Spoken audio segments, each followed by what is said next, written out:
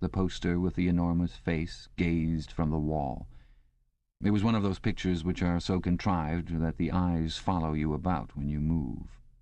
"Big Brother is watching you," the caption beneath it ran. Welcome to the Epic EPOCH update.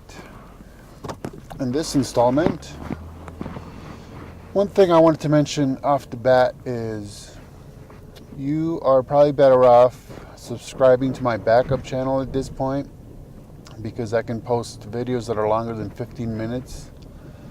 So every now and then I've been posting one video on this channel when I post a long one on that channel. And so I have to give you a short version at the end of which I say, here the rest of it is my other channel. And I know that can be annoying, so you might want to just subscribe to the other channel. I'll put a link in the info section.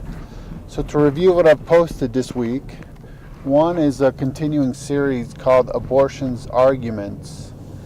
And I deal with exactly that. The many, many, many arguments that are made in order to support abortion. And this week I'm dealing with the issue of ensoulment. And that is the issue of when the soul actually enters the body. So, because some people have actually comforted themselves by claiming that if they have the baby murdered before the soul entered the body, then it's just a bioorganism, a clump of cells, a conceptus, a byproduct of copulation. I mean, you name it.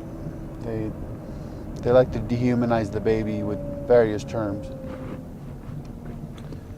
And so that's the issue this week, is the argument over when the soul enters the body, and you'll get my take, which you might find interesting. Then I'm continuing, almost actually very close to the end of my series on Aleister Crowley's Scarlet Harem, which deals with the many, many women with whom he was involved, whom he used as sex partners in ritual sex magic, only some of which were actually considered to be scarlet women that were sort of a cut above, I suppose, the just regular sex magic channelers or mediums or whatever you may want to call them.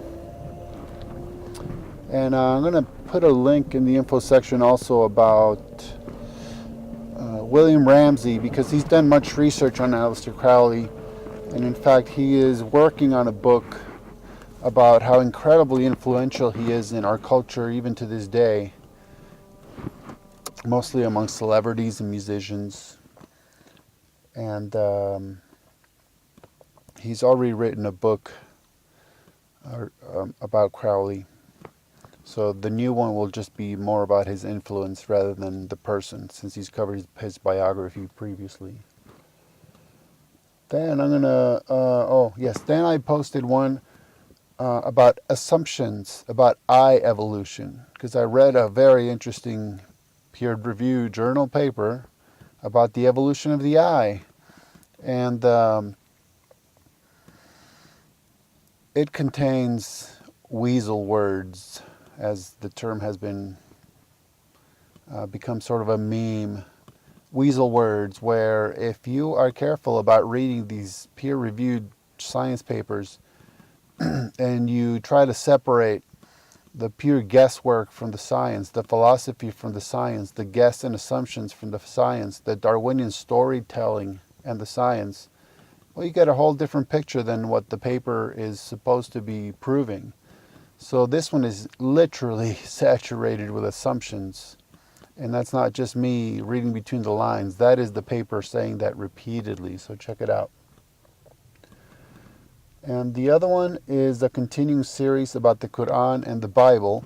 And in this case, we will provide much evidence that the Qur'an, again and again and again, confirms and affirms that the Bible is accurate. that it affirms its reliability. Even though Muslims today will tell you otherwise, the Qur'an and therefore Muhammad and therefore Allah affirm that it's accurate. Just as a heads up, I think that when I'm done with a couple of these series, so that'll be in about a week or two, one of the things I'm going to do is start a new series, which is a response to some of the work of Michael Heiser, the well-known scholar of ancient languages, as he discusses issues pertaining to cherubim and seraphim mostly. And then I'm going to be doing a series that I actually read. I read it into a microphone, so I'll be posting it in the form of a video talk. A reply to an atheist who wrote to me, informing me he had dedicated a podcast to, thrashing me. And so I gave a very, very detailed reply to every single thing he said. So that's coming up in written form and video form. So be on the lookout.